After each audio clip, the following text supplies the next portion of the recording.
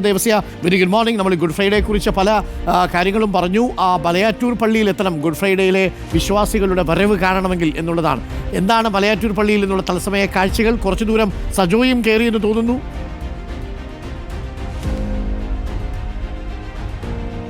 കുറച്ചു ദൂരം കയറി, ഇനിയും കുറച്ചും കൂടെ കയറി നോക്കാം, ശ്രമിച്ചു നോക്കാം കേട്ടോ. വിജയിക്കുമെന്ന് ഉറപ്പില്ല. മലയാറ്റൂർ എന്നത് കേരളത്തിലെ ക്രൈസ്തവ വിശ്വാസികളെ സംബന്ധിച്ചിടത്തോളം ഏറ്റവും വലിയ തീർത്ഥാടന കേന്ദ്രമാണ്. ദുഃഖവെള്ളി എന്നത് യേശുക്രിസ്തുവിന്റെ പീഡാനുഭവം, കുരിശുമരണം അത് ക്രൈസ്തവ വിശ്വാസത്തിന്റെ ഏറ്റവും പ്രധാനപ്പെട്ട അടിത്തറയാണ്. അതായത് മനുഷ്യവംശത്തിന്റെ വീണ്ടെടുപ്പിന് വേണ്ടി ക്രിസ്തു കുരിശിൽ മരിച്ചു എന്നാണ് തീർത്ഥാടകരൊക്കെ കയറി തുടങ്ങി. നിങ്ങൾ എവിടെ വരുന്നേ? ഞങ്ങൾ ഇരിട്ടി വെളിമാനം എന്ന് പറയും. കണ്ണൂര്.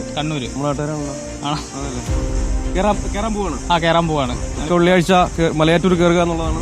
അതാണ് ഞങ്ങളുടെ ലക്ഷ്യം. തുടങ്ങി ഇതേ ഉഷാറോടുകൂടി മുകളിലെത്തുവോ? തീർച്ചയായും. ഇവിടെ തീർത്ഥാടകർ ആയിരങ്ങൾ ഇങ്ങനെ മല കയറുന്നുണ്ട്. അതായത് കുരിശിന്റെ വഴി എന്നതാണ് ആ കുരിശുമുടിയിലേക്ക് കയറുക എന്നത്. ദുഃഖവെള്ളിയാഴ്ച ദിനത്തിൽ നമുക്ക് ഈ ദൃശ്യങ്ങളിലേക്കൊക്കെ പോയാൽ കാണാം. ആയിരങ്ങൾ ഇങ്ങോട്ടേക്ക് കേരളത്തിന്റെ വിവിധ ഭാഗങ്ങളിൽ നിന്ന് മാത്രമല്ല സംസ്ഥാനത്തിന്റെ വിവിധ ഭാഗങ്ങളിൽ നിന്ന് ഇങ്ങോട്ടേക്ക് എത്തുന്നുണ്ട്. യേശുക്രിസ്തുവിന്റെ കാൽവരി യാത്ര, അതായത് കുരിശുമരണം വരിക്കുന്ന കാൽവരി യാത്ര 14 സ്ഥലങ്ങളായി അനുസ്മരിച്ചുകൊണ്ട് കുരിശുമുടി കയറുക എന്നത് ഈ വിശുദ്ധ വാരത്തിൽ പ്രധാനമായ ഒരു ആചരണമാണ്. അതോടൊപ്പം ദുഃഖവെള്ളിയാഴ്ച ദിവസമാണ് ക്രിസ്തുവിന്റെ കുരിശുമരണം അനുസ്മരിക്കുന്ന, ഓർമ്മിക്കുന്ന, അതിന്റെ ഓർമ്മ പുതുക്കുന്ന ദിനമായതുകൊണ്ട് തന്നെ ആ ദിനത്തിൽ ക്രിസ്തുവിന്റെ കാൽവരി യാത്ര അതിനെ അനുസ്മരിക്കുന്നു എന്നതാണ് വിശ്വാസികളുടെ പക്ഷം. അതാണ് ഇത്തരത്തിൽ അതൊരു ത്യാഗത്തിന്റെ ദിനമാണ്. കാരണം വലിയ ത്യാഗം, ഏറ്റവും വലിയ ത്യാഗമാണ് കുരിശിലെ ത്യാഗം. അത് വീണ്ടെടുപ്പിന്റെ, രക്ഷയുടെ, സ്വയം പരിഷ്കരണത്തിന്റെ ഒപ്പം പാപമോചനത്തിന്റെ ഒക്കെ ഒരു അവസരമായാണ് വിശ്വാസികൾ കാണുന്നത്. അതുകൊണ്ടാണ് ദുഃഖവെള്ളിയാഴ്ച ദിനത്തിൽ എല്ലാം ത്യജിച്ച് കാൽവരിയിലെ യാത്രയുടെ ഓർമ്മ കൂടിയാണല്ലോ മലയാറ്റൂരിലെ ഈ മലകയറ്റം. യഥാർത്ഥത്തിൽ കാൽവരിയിലേക്ക് കയറുമ്പോൾ 136 കിലോ ഉള്ള കുരിശും കൂടി യേശുക്രിസ്തു അണിഞ്ഞിരുന്നു. അതിൽ തലയിൽ മുൾക്കിരീടം ഉണ്ടായിരുന്നു. ഇതൊന്നും ഇല്ലാതെ ഒരു ബൈക്കും പിടിച്ച് നിൽക്കുന്ന സമയത്ത് തന്നെ നമുക്ക് അതിന്റെ ബുദ്ധിമുട്ട് മനസ്സിലാവുന്നുണ്ടല്ലേ സജോ? ഉറപ്പായും. കാരണം ഈ മലകയറ്റവും എത്രത്തോളം എഫേർട്ട് നമ്മൾ എടുക്കണം, എത്ര ത്യാഗം സഹിക്കണം എന്നതാണ്. അപ്പോൾ അത് ജീവിതത്തിൽ ഊട്ടി ഉറപ്പിക്കുക എന്നതാണ്. ആ ത്യാഗം എത്ര വിലപ്പെട്ടതാണ്, അത് എത്രത്തോളം ത്യാഗം അതിനുവേണ്ടി സഹിച്ചു എന്നതൊക്കെയുള്ള ആ സഹനത്തിന്റെയും ത്യാഗത്തിന്റെയും അനുസ്മരണം എന്ന നിലയ്ക്കാണ്. ഒപ്പം അത് വീണ്ടെടുപ്പിന്റെ അവസരം, ഒപ്പം പാപപരിഹാരത്തിനുള്ള അവസരം. കുരിശിന്റെ വഴി എന്നത് പാപപരിഹാര യാത്ര എന്ന നിലയ്ക്കാണ് വിശ്വാസികൾ പറയുന്നത്. അങ്ങനെ അവർക്കൊക്കെ ഒരു നല്ല ഫീലിംഗ് ആയിരിക്കും അല്ലേ കാൽവരി യാത്രയെ അനുസ്മരിച്ചുകൊണ്ടുള്ള മലയാറ്റൂർ മലകയറ്റം. എത്ര ദൂരമുണ്ട് ഈ വണ്ടി ഇറങ്ങിക്കഴിഞ്ഞാൽ മലമുകളിലെത്താൻ സജു ദേവസ്യ?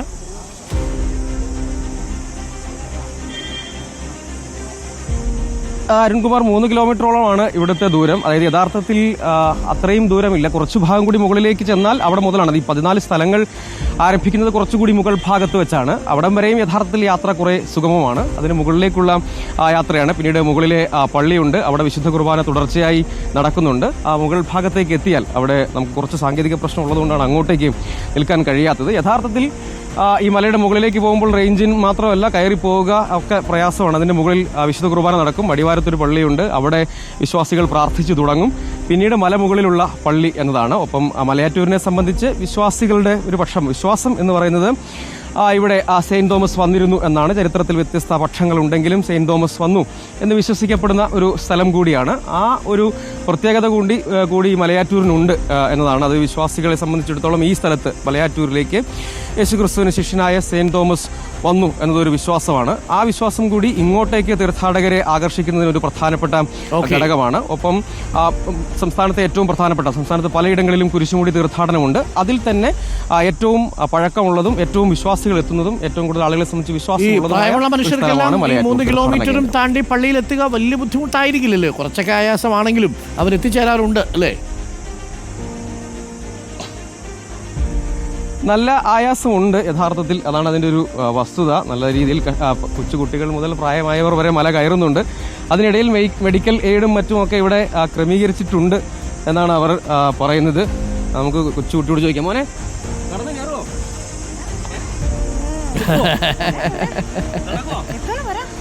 അവന് ചെറിയ നാണം വന്നിരിക്കുകയാണ്. അപ്പോൾ നടന്നെത്തുവോ? എവിടെ നിന്ന് വരുന്നത് നിങ്ങള്? ഇടുക്കിന്ന് വന്നാണ്. നടന്ന് കയറുമോ? ഉഷാറാണോ? ഈ ഉഷാറ് മോളിൽ ചെല്ലുമ്പോണ്ടാവോ? അതെ ക്യാമറ കണ്ടപ്പോ അതാണ് അങ്ങനെ നടന്ന് കയറുന്ന. മുഴുവൻ നടന്ന് കയറുമോ? മുഴുവൻ നടന്നു കയറും. ഉറപ്പാണോ? ആരാ കൂടെ? പേരൻസ് ഉണ്ട്. ഹലോ, എവിടുന്നാ വരുന്നത്? സ്ഥലം എവിടെയാ? കേറുവോ? നടന്നു കയറുവോ മോളി വരെ? ഓക്കെ, ഉറപ്പാണ്. ഇന്നത്തെ സജോ കൊച്ചുകുട്ടികളെ വലിയ ധന്യമാവാൻ സുന്ദരമായ പുഞ്ചിരി. അപ്പോൾ സജോ ഞാൻ വരാം. സജോയും കുറച്ചുകൂടി മുകളിലേക്കൊക്കെ കയറി പള്ളിയൊക്കെ കണ്ടിട്ട് ഇറങ്ങിയാൽ മതി. രാവിലെ ഒരു പണി തന്നു എന്ന് വിചാരിക്കരുത്. എനിക്കറിയാം സജോ ദേവസിക്ക് മുകളിൽ പോയി കാഴ്ചകളൊക്കെ കാണാൻ താല്പര്യമുണ്ട് എന്നെനിക്കറിയാം.